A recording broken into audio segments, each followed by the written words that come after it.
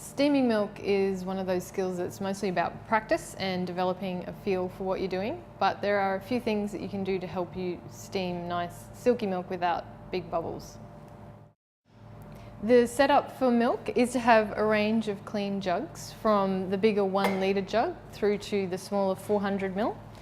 The reason we need a choice of jugs is if you've only got one dine-in coffee order for something like this, you don't need a 1 litre jug of milk, obviously. So we only want to steam as much milk as we need for the coffee that we're making, so that we don't end up with wasted milk. So the other thing that we need is cold fresh milk. The colder the better.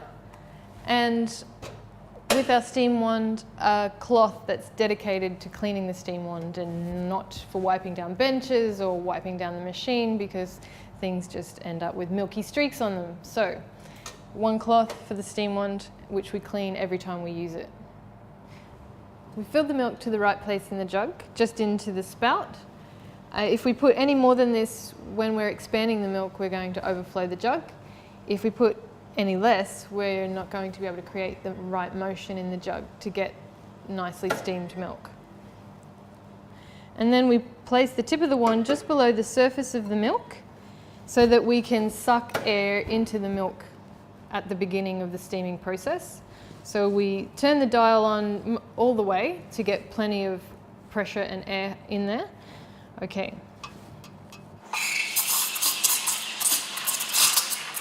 So that sucking noise is the sound of the air going into the milk. And then about now I want to stop the air going in, and I just want to create a nice swirling motion in the jug until it reaches a temperature that's uncomfortable to hold on to.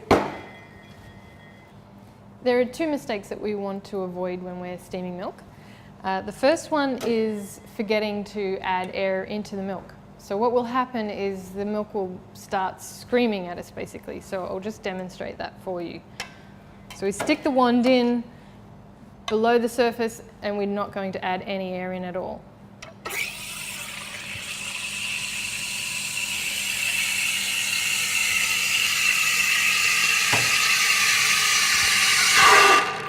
Okay, so that you can hear that screaming noise developing. It's only going to get worse.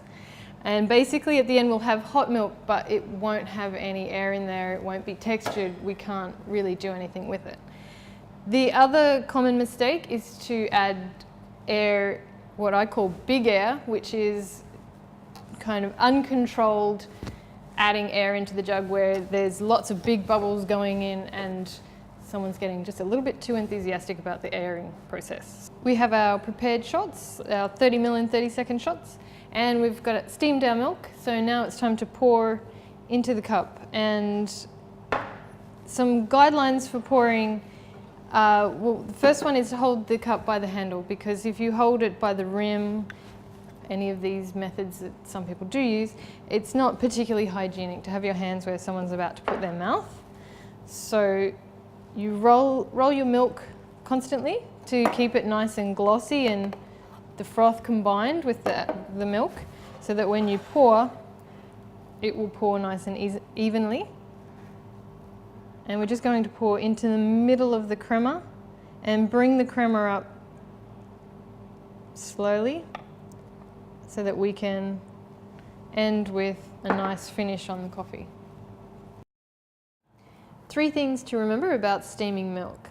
Number 1, only use the milk you need so you are not reusing old milk. Number 2, keep the milk nice and cold.